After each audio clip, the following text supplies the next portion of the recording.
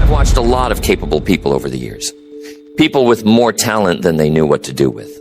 People with energy and drive and a willingness to work that would put most others to shame. And a strange thing kept happening. The most capable ones, the ones who could do anything, kept ending up buried under everything. Not because they lacked ability, because they refused to let go of any of it. They did their own work, and then they did the work of the people around them, and then they did the work nobody asked them to do at all. They answered every question. They solved every problem. They fixed every mistake, usually before anyone else even noticed the mistake had been made. And they told themselves this was strength. But it wasn't strength, or at least it wasn't only strength. It was also a kind of quiet, slow motion collapse. And the tragedy of it is that it looked like the opposite of collapse. It looked like competence. It looked like a person holding everything together. And that's exactly why it's so dangerous, because a thing that looks like competence is very hard to argue a person out of. So let me be direct with you about what I've come to believe.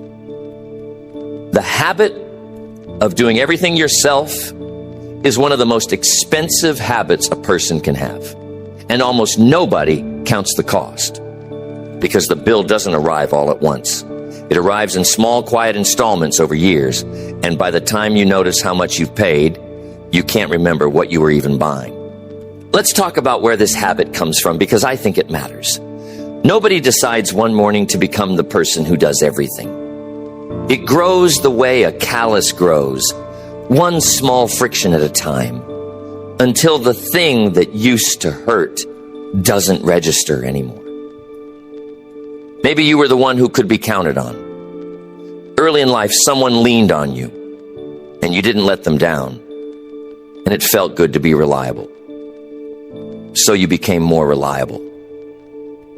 And then more people leaned, because that's what people do. They lean on whatever holds. And you held. And you held some more. And somewhere along the way, holding everything stopped being a thing you did and started being a thing you were. Or maybe it came from disappointment. You handed something off once and it came back done poorly, and you thought, I should have just done it myself. And you were right that one time. But you took a lesson from that one time that you applied to every time that followed. You decided that the only way to get something done right was to do it yourself. And you built a whole life on top of a conclusion you drew from a single bad afternoon. Or maybe, and this is the one people least want to hear, it came from a place that has nothing to do with the work at all. Maybe doing everything yourself became the way you proved your worth. As long as you were indispensable, you were safe. As long as everything ran through you, you mattered. And letting go of any of it felt less like delegation and more like a threat to your very reason for existing. I'm not telling you which one is yours. That's your work to do, not mine. But I am telling you that this habit has roots. And until you find the roots, you'll keep pulling the weeds and wondering why they grow back. Because a habit that comes from a wound can't be fixed with a schedule.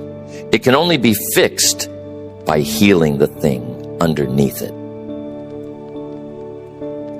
Now here is the quiet cost, and I want to lay it out slowly, because the whole problem is that it moves too quietly to be noticed. The first thing you lose when you do everything yourself is not your time, though you lose that too. The first thing you lose is your judgment about what actually matters. When everything is yours to do, everything starts to feel equally urgent. The important task and the trivial task sit side by side on the same list, wearing the same clothes, demanding the same attention. And because you're the one who has to handle all of it, you stop asking which things deserve you and which things don't. You just work. You put your head down and you work, and you mistake motion for progress, and you mistake exhaustion for accomplishment. A person who does everything loses the ability to tell the difference between the vital and the trivial. Because when it's all on your plate, it all tastes the same. You spend an hour on something that mattered and an hour on something that didn't. And at the end of the day, both hours are gone. And you can't tell which one built your future and which one just filled your afternoon. That's the first cost, the loss of discernment. And it's expensive because a life is not built by the people who do the most things. A life is built by the people who do the right things. And you cannot do the right things when you've drowned your judgment under the sheer volume of everything. The second cost is deeper, and it's harder to see because it hides inside a virtue. When you do everything yourself, you stop growing in the ways that actually matter. Here's what I mean. There's a certain kind of growth that only comes from doing. You learn a skill by practicing it, and there's no substitute for that. But there's another kind of growth, a rarer and more valuable kind, that only comes from stepping back, from seeing the whole instead of the parts, from thinking instead of doing, from asking not, how do I get this done, but should this be done at all? And if so, by whom and toward what end? And that second kind of growth requires space. It requires that some of your hours be free. It requires that you not be buried, because you cannot see the shape of the mountain when your face is pressed against the rock. The person who does everything themselves never gets that space. They're always inside the work, never above it. And so they get better and better at the tasks and worse at the vision. They become a master of the trees and a stranger to the forest. And the terrible thing is that this feels like dedication. It feels like the most committed thing a person could do. But commitment to the tasks is not the same as commitment to the outcome. And a person who confuses the two will spend their whole life polishing the parts of a machine that's pointed in the wrong direction. The third cost is the one that touches the people around you. And this one I want you to sit with because it's the one that surprises people the most. When you do everything yourself, you rob the people around you of the chance to become capable. You think you're helping them. You think you're taking the burden off their shoulders. But what you're actually doing, without meaning any harm, is telling them over and over in 1,000 small ways that you don't trust them to carry it. And people become what you treat them as. Treat a person as incapable. Do everything for them. Step in before they can stumble. And you will manufacture the very incapability you feared. I've seen this happen in families, where one person carries everything and everyone else stays small. Not because they're incapable, but because they were never given the room to become capable. I've seen it in businesses, where one person holds every thread, and the moment that person steps away, the whole thing unravels, because nobody else was ever allowed to learn how to hold anything. You are not building strength in others by carrying their load. You are building dependence. And dependence is not love, though it often wears love's face. Real love, real leadership, real care sometimes means letting a person struggle with something they could have handed to you, because the struggle is how they grow. And you have no right to steal someone's growth just because it makes you feel needed. And that brings me to the fourth cost, the deepest one of all, and I'll say it plainly. The person who does everything themselves is often the loneliest person in the room, and they built the loneliness with their own hands.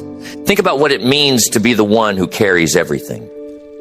It means you're always the one being leaned on and never the one who leans.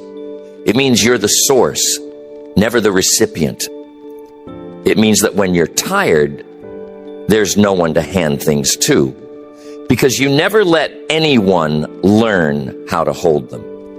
You've made yourself so essential that you've made yourself alone, and you can't even complain about it because everyone thinks you like it this way.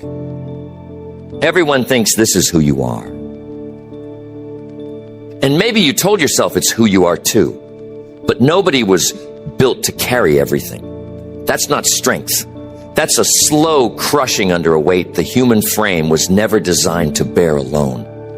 And the loneliness of it is the cruelest part, because you're surrounded by people who would help if you let them, who would step up if you stepped back, who would carry their share if you ever set it down long enough for them to pick it up. But you can't set it down. That's the trap. You've been holding it for so long that your hands don't remember how to open. And the fear underneath it all is that if you let go, even for a moment, everything will fall. That's the belief that keeps a person trapped in this pattern for a lifetime.